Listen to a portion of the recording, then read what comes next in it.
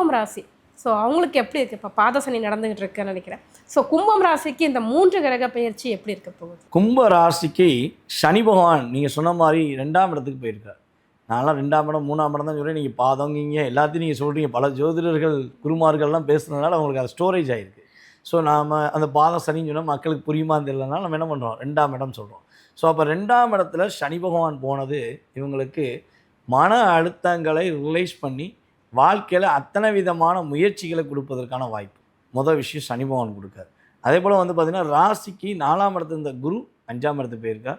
ராசியில் 2ல் இருந்த ராகு ராசிக்குள்ளேயும், ராசிக்கு 8ஆம் இடத்துல இருந்த கேது ராசிக்கு 7ஆம் இடத்துக்கும் வரார். ஸோ இதுதான் இந்த கிரக பயிற்சியில் ஃபஸ்ட்டு அவங்க செய்கிற விஷயம். இதில் வந்து பார்த்திங்கன்னா நம்மளுடைய கும்ப ராசிக்கு குரு பகவானுடைய பார்வை 9ஆம் பார்வையாக ராசியை பார்க்கார். அதுவே மிகப்பெரிய பாக்கியம். ஏன்னா குரு பார்த்தால் கோடி நன்மை. குரு எந்த இடத்த பார்க்காரோ அந்த இடம் தூய்மையாக்கப்படும், ஒரு புத்துணர்ச்சியை ஏற்படுத்தும்.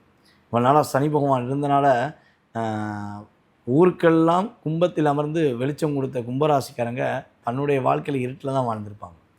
வெளிச்சமே இல்லைங்க, இருட்டுக்குள்ளே இருந்தேங்க, எனக்கு எல்லாரும் இருந்தும் நான் மட்டும் தனிமையாக இருந்தேங்க அப்படிங்கிற வார்த்தை தான் வாழ்ந்திருப்பாங்க. இதே போல் கணவன் மனைவி ஒற்றுமை வந்து பார்த்திங்கன்னா நிறைய டிஸ்டர்பன்ஸ். கும்பராசி ஒரு விஷயம் ஃபஸ்ட்டு புரிஞ்சுக்கோங்க, கும்ப லக்கணம் சிம்ம லக்கணம் இவங்களுடைய திருமண வாழ்க்கையில் ரொம்ப ரொம்ப நிறைய போராட்டம் இருக்கும். இந்த மாதிரி ராசி அடிப்படையும் பார்க்கும்போது திருமண வாழ்க்கையில் நான் உண்மையாக புரிஞ்சாலும் என்னை புரிஞ்சுக்கலங்கிற வார்த்தையை தான் உபயோகப்படுத்தியிருப்பாங்க.